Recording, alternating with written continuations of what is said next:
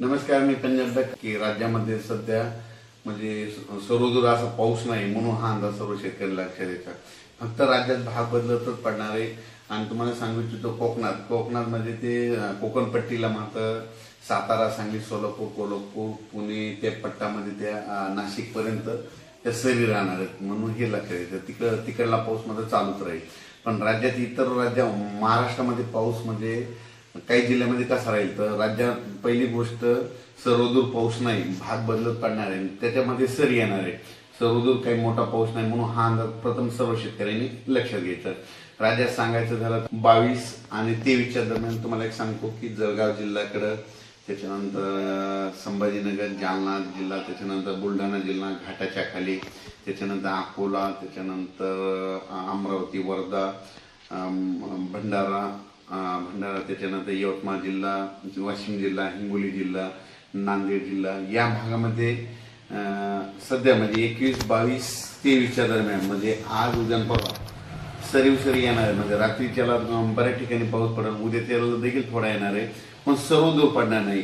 जिल्ह्यामध्ये काही भागामध्ये पर्यंत काही भागाला सोडून देणार आहे म्हणून हा अंदाज लक्षात येतात. फक्त जिल्ह्यामध्ये मात्र पावसाची हजेरी असणार आहे म्हणून हे लक्षात येतं.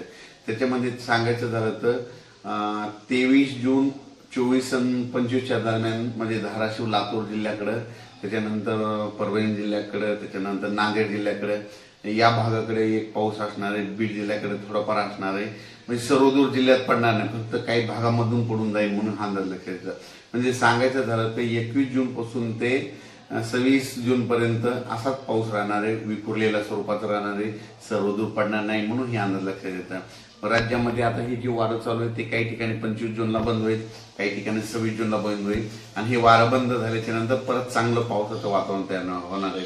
पण राज्यात मध्ये आता सर्वदूरचा एवढा पाऊस नाही. फक्त म्हणजे सांगायचं झालं कोकणात मध्ये सातारा जिल्हा, सांगलीकडला काही भाग, त्याच्यानंतर पुणे, त्याच्यानंतर तसंच पुढं नाशिक पर्यंत, सिन्नर, नाशिक पर्यंत ते पट्टामध्ये कोकणपट्टीचा पट्टा मात्र ते पाऊस चालू राहणार आहे. तिकडचा पाऊस काही कमी होणार नाही म्हणून हा अंदाज लक्षात येतात. आणि राज्यात मात्र उर्वरित भागामध्ये मात्र हे 21 जून, 22 जून आणि 23 मध्ये हे विदर्भाच्या इकडल्या पट्ट्यातच पाऊस पडणार. परत एकदा सांगतो म्हणजे जळगाव जिल्हा, संभाजीनगर, त्याच्यानंतर जालना, बुलढाणा, त्याच्यानंतर अकोला, अमरावती, वाशिम, हिंगोली, त्याच्यानंतर यवतमाळ, अकोला आणि हे नांदेड असा ह्या पट्ट्यामध्ये असा पाऊस पडणार. आणि परभणी जिल्ह्यात देखील थोडाफार प्रमाणात पडणार आहे. म्हणजे सर्वदूर पडणार नाही हे अंदाज लक्षात येतं. पण 23, 24चा मात्र 23, 24, 25चा मात्र लातूर भागाकडे पाऊस असणार आहे.